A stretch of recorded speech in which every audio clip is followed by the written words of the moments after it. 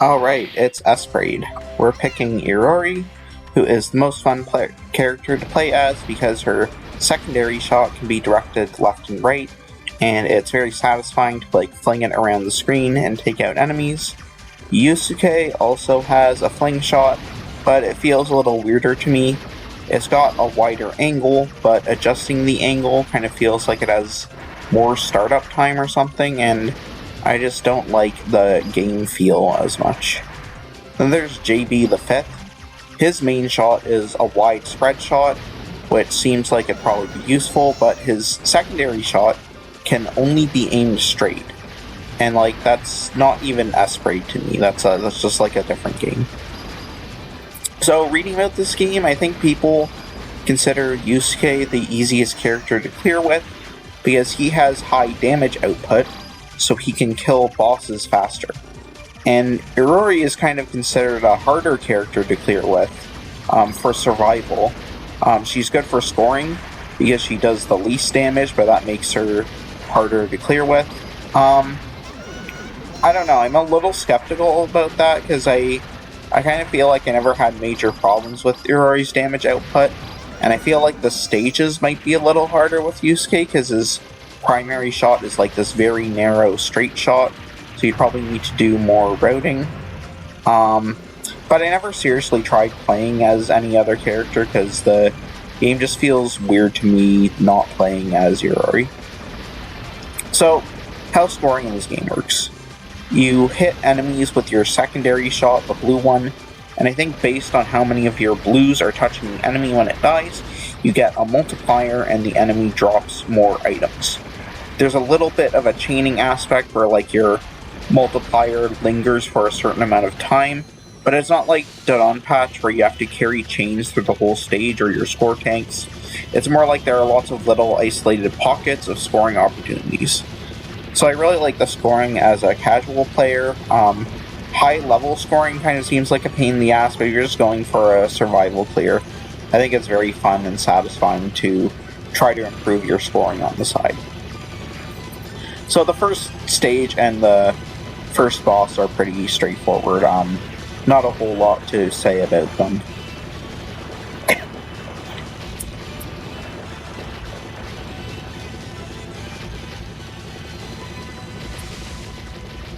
I delay the kill a bit here so that I can get more delicious points. Scoring isn't too important if you're just trying to clear the game. There are 2 extra lives you get for score, and you'll probably get both of them by the end of the game even if you don't engage that much with the scoring. So, the first 3 stages in this game have a variable order. Your starting stage depends on your character, and then you play the other 2 character stages. You can influence the stage order by selecting your character with a certain button. So I pick Irori with button C so that I can play the shopping mall second, mainly for resource routing purposes, which I'll talk about in a bit. The stages have 3 progressively harder variants depending on whether you play them as Stage 1, Stage 2, or Stage 3.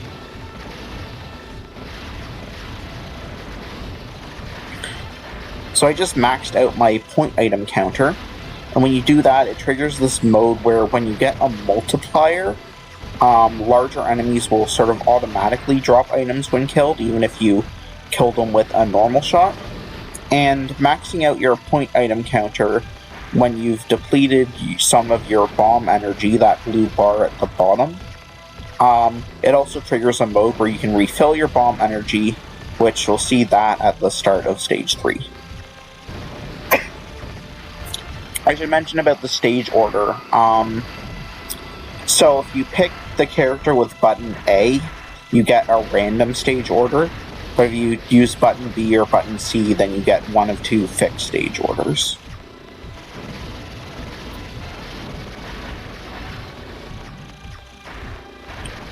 So we're getting kind of close to the boss. This boss is a pain as a Stage 3 boss, but on Stage 2, it's pretty manageable. So what you want to do is after you go over this highway, you do point-blank shots to take out this left tread as soon as possible. Point blanking like that does a lot of damage. And if you take out the right tread as well, then the boss switches to a really difficult pattern. But if you avoid that, then it alternates between these two relatively easy patterns.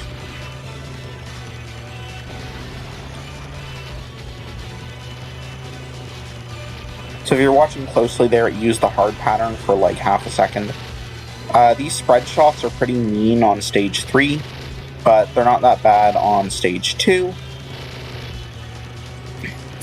And then I intentionally use a bomb for the last pattern. The last pattern isn't that bad, but bombing here is kind of free because I've maxed out my point items, so I will get a bomb energy refill at the start of stage 3.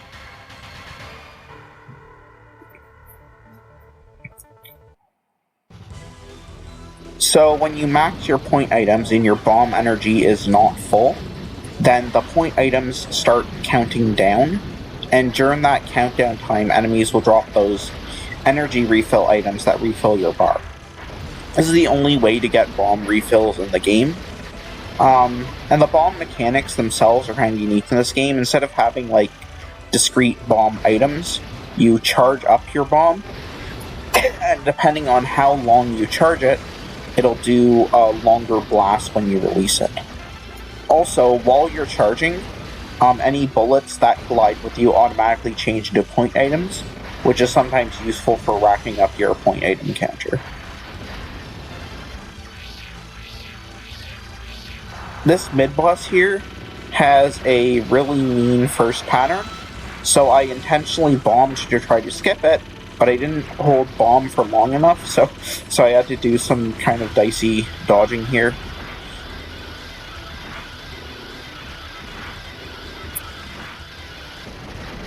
Second pattern's not that bad. And then we get this enemy spam section. It's not actually that hard, but geez, there sure are a lot of enemies.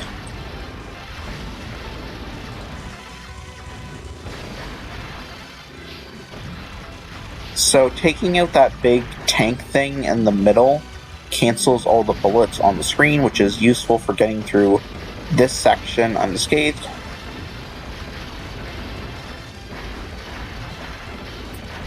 And we're coming up on the boss.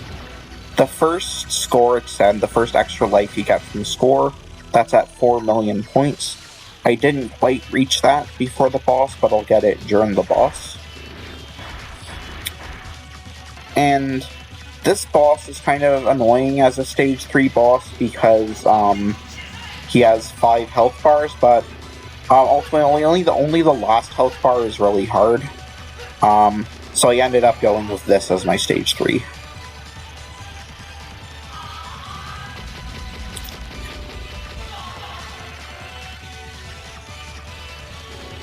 So there's the score extend.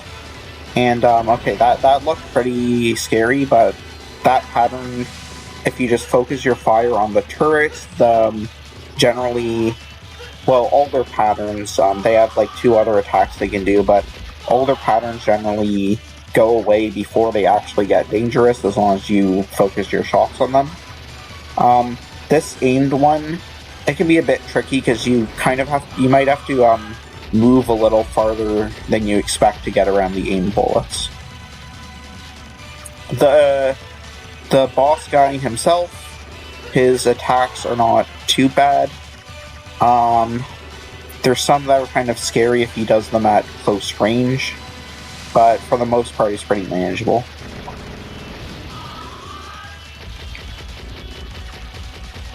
That was a bit dicey. And yeah, like that attack is pretty scary at close range, but I managed to dodge it. A lot of scary situations in that phase, but it went okay. And then this part, he gets a clone, and they both fly around randomly and do randomly attack, so you can imagine that, like, depending on RNG, this can get really bad. So I usually bomb here at some point for safety, when I get a pattern that looks bad, and No, not that one. I guess I bomb... Yeah, I bomb here.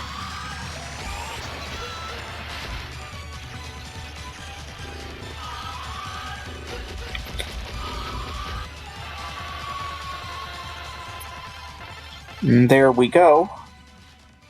So, on to Stage 4. Stage 4 is a big difficulty spike. It's very rough at first. It's got very tight patterns. And I maxed out my item counter again, so I'm going to get some bomb energy. But you can't actually get a lot at the start of the 4th stage. I'm lucky that I got energy items from that little bean ship there. Usually the counter ticks down before I can kill it. Oh, so that train on the right, if you hover over it as it passes, then you will get a free extend. It's very important to get that. If you're bombing when you pass over it, you will not get the life, which has happened to me a few times. And then the ship can sometimes be scary, but generally there are some nice lanes you can find in the pattern to dodge everything. This part is rough. There are these crawlies that show up on the left and will shoot aimed bullets at you, so it's very important to take them out quickly. And here I do a little bomb just to make that transition from left back to right less scary.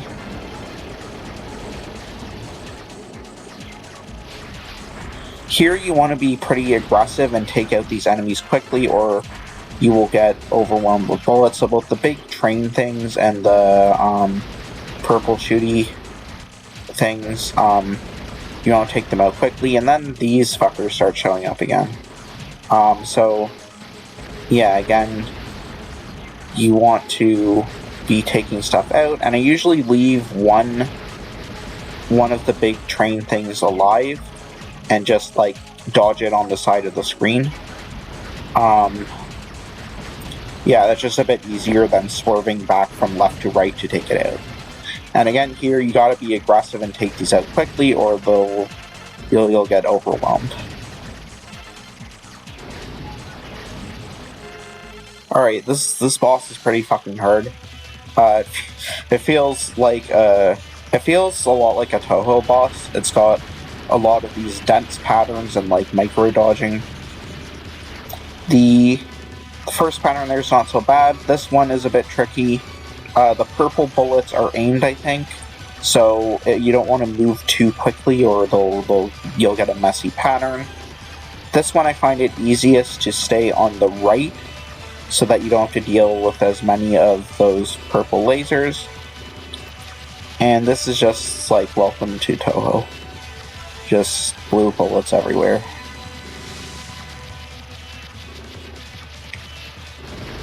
The second phase is similar to the first, but it kind of has harder versions of each pattern. So then for this one, I like to stay to the right. Those blue bullets can be kind of nasty, but they weren't too bad this time. This is more Touhou.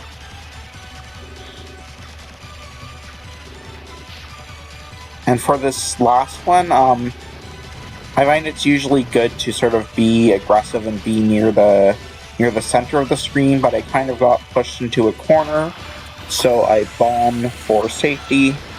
And I charge my bomb a little too long, so the bomb doesn't do damage in between phases there. So I kind of wasted a bit of energy there. I bomb again because this pattern is a bit scary. Now I am out of bomb energy, so I just have to be good at dodging.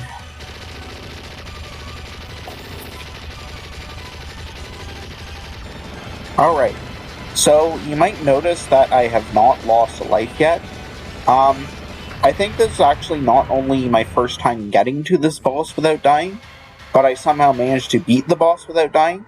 So this was like my best run ever of this game so far, and all I needed to do was not fuck up stage 5. So, as it said, this is the last stage, but in terms of length, it's really more like 2 stages. It's pretty difficult. You need to really know where things are going to spawn and take them out quickly, or you'll get overwhelmed very fast. And this tank is This is like the first major obstacle. It's killing it completely clears the screen of bullets. So you have to kind of do this maneuver where you first focus fire on it to do a lot of damage, then swerve a bit to the right to take out some of the enemies spawning there, and then swerve back left to cancel the bullets, and then swerve back right to take out the enemies. It takes a bit of practice, and it's kind of hard to do consistently. And you really need to develop in this level, you need to get an intuitive sense for how long, how many shots the larger enemies take to kill. Because if you shoot one and then it doesn't die and you swerve over to the other side of the screen, then it'll keep firing at you and you'll get overwhelmed by bullets pretty fast. These yellow tanks, they're a lot harder than they were in Stage 3, and unfortunately I get a little cornered and take my first death there.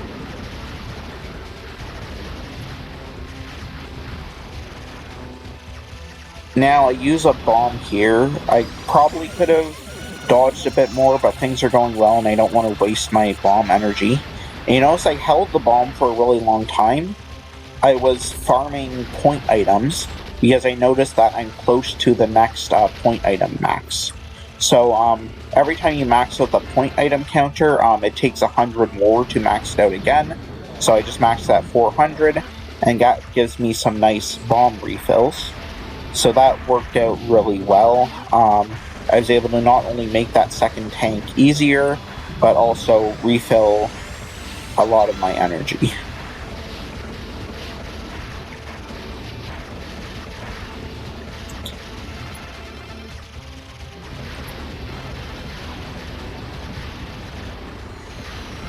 Coming up on the mid-boss of Stage 5. This boss is very silly. The strategy for doing it without bombs is basically to fly around it in circles a lot like this. I have a fair amount of bomb energy, and this boss actually takes a ridiculous amount of damage from bombs, so I decided instead of doing it legit, I was just going to bomb through it. Don't want to die with bomb energy left over, if I can help it.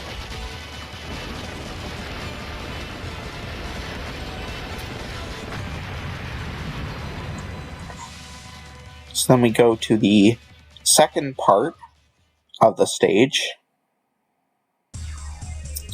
And this level I feel like particularly would be a lot harder as Yusuke with the very narrow shot. But as Irori, you have this wide normal shot combined with being able to direct your blue shot.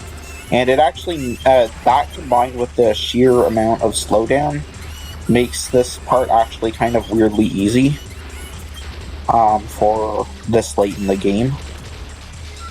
I do unfortunately take a death, but I had no bomb energy left, so I don't mind too much. You really want to avoid those, like, dying when you could have bombed situations. So what I do here is, things are getting a bit scary, so I intentionally bomb, and I hold it for a while and try to eat up a lot of bullets, because I was trying to see if I could get 500 point items and get an energy refill. Unfortunately it didn't quite work out, but at least holding the bomb there did kind of make this second part of the stage very easy.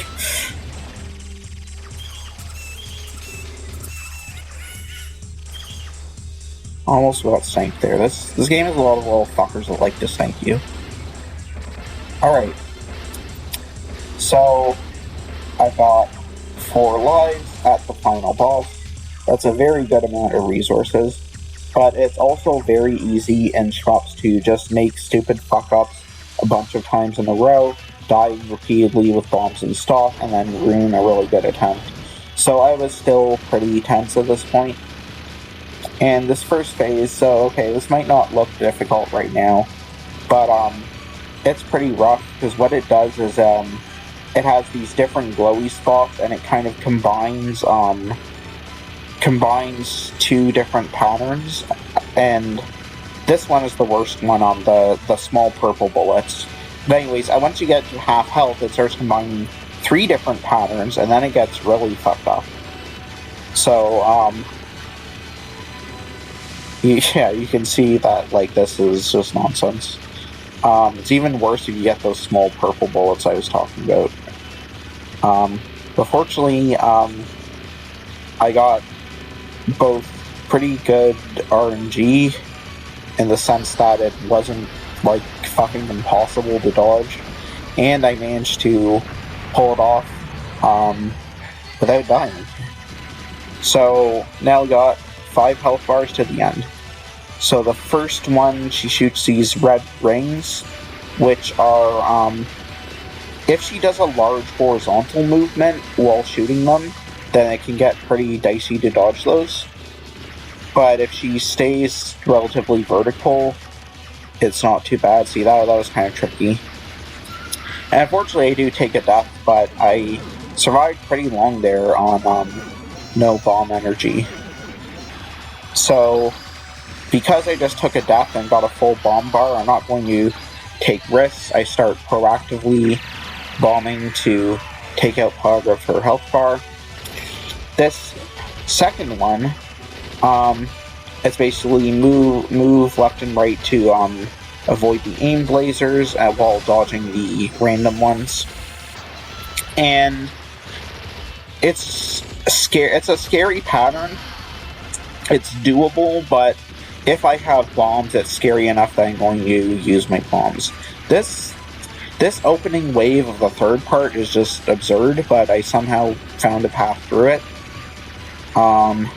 After the opening wave, it gets a little easier, but I do think I get a little bit cornered here, so I use another bomb. I actually have a tiny bit of bomb energy left.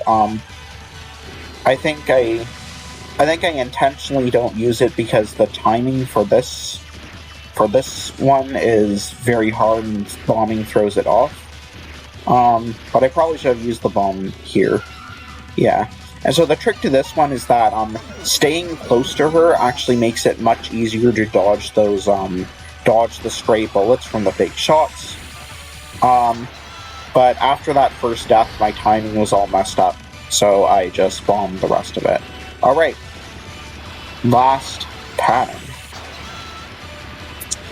So I was actually pretty confident here, because this pattern is very difficult to do without dying at all, but I found in practice that I could almost always get it with 2 lives.